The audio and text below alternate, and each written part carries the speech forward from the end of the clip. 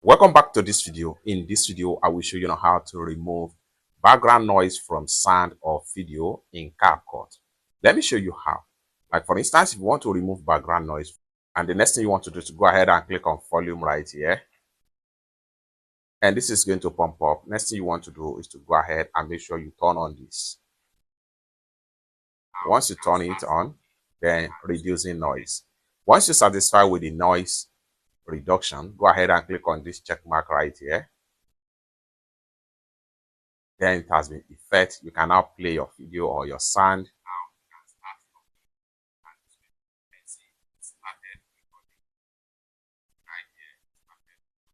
Just like so. Now we have a very clean audio right here. It's that simple. For more useful tutorial about how to use CapCut video editing app, consider to subscribe. Thank you so much for watching, and I hope to see you in my next video. Bye for now.